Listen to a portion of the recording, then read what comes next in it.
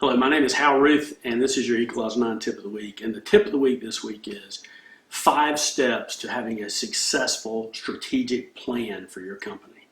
And the problem with most companies when they're developing their strategic plan is simply this. You go do a 2-day retreat. You create a list of action items from a SWOT analysis. Then you go back and you put it into the form of a nice branded and binded document that has got all kinds of graphs and charts and research, and then you print it out in that beautiful thing, and then it generally goes into a filing cabinet or on a shelf, never to be seen again. Maybe you pull it out once or twice during the year just to see if people are completing their checklist, their to-dos. And that's typically the way it goes. That is a broken down system, and you will never drive real change by doing it that way. So what I'm going to do today is give you 5 steps to creating a solid strategic plan. The first one is you must be unique, be bold, and be different when you're designing your plan. In other words, if you're just like everybody else, or you're just emulating the competition, or you're just merely solving problems, inefficiencies with your strategic plan, you're missing the mark. You must be bold and be different. And in fact, I'm going to give you a quote you'll see on the screen right here from Sam Walton. He says, you can't just keep doing what works one time. Everything around you is changing. To succeed, stay out in front of change. What he's saying is, be unique, be bold, be different. So challenge yourself in that regard. The second thing is execute like hell.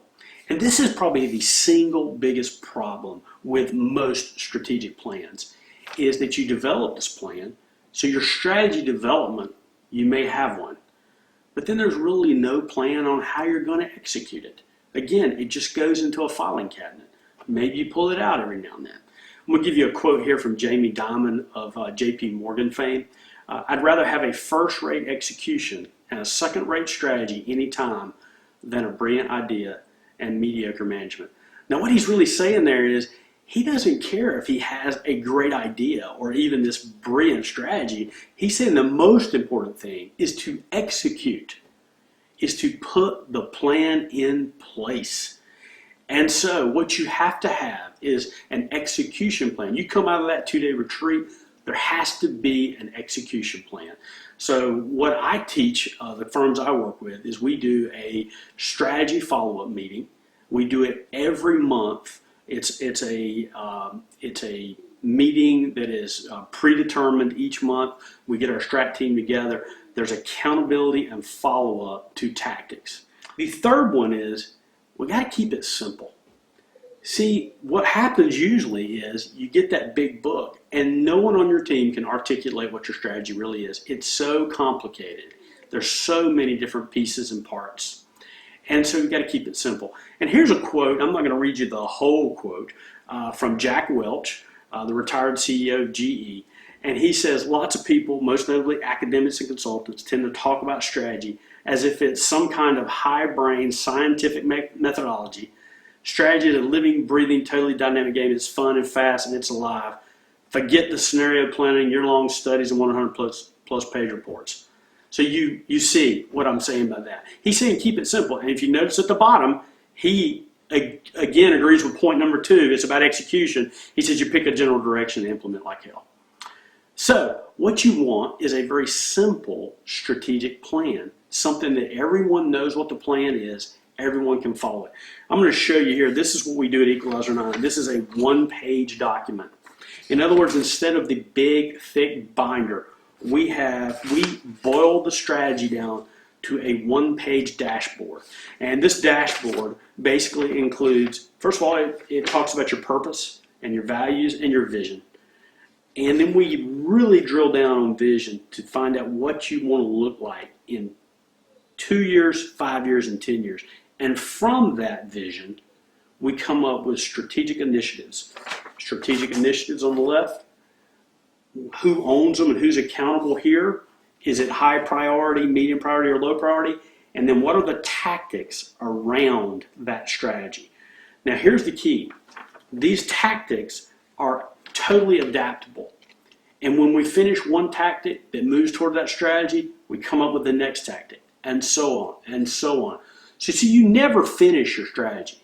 It's ever evolving, and that is the key. See, most people think it's static. We do strategy in 1 year increments, and then we do another strategy. No, we're constantly moving our strategy. It is totally adaptable, and we're constantly evolving it. This gives you that framework to keep people accountable and to have that evolving strategy at all times. So the fourth thing is engage a broad team. See, some people just I recently talking with a firm the other day, and it was a leader in the company, and she said the owner of the company will go off for a week, and he will devise a strategy and come back to everybody else and say, here's our strategy for the year. And no one else had any input in it. And they don't even understand how he came up with some of the things. How much buy-in do you think there is in that strategy? And how well do you think they're going to execute it? They're not. This person even told me they wouldn't. They'll ignore it. You must engage a broad team in your strategy. You must hear them out. You must seek information and understanding from many different people within your firm. And you must engage many people in the execution and follow-up of this strategy. The fifth thing is you must slow down. And if you go back and look at another one of my tips of the week, it was, are you working in the business or on the business? So many of us are trapped working in the business. We're in the weeds of design or pre-con or in the operations. And there are people who have to do that. But we have to be able to set aside time not to just work in the business, but to work on the business, to be very intentional and deliberate about where we're trying to move our business in the future. So those are the 5 things. Again, be unique, be bold, be different. Number 2, execute like hell. Number 3, keep it simple. Number 4, engage a broad team. And number 5, slow down.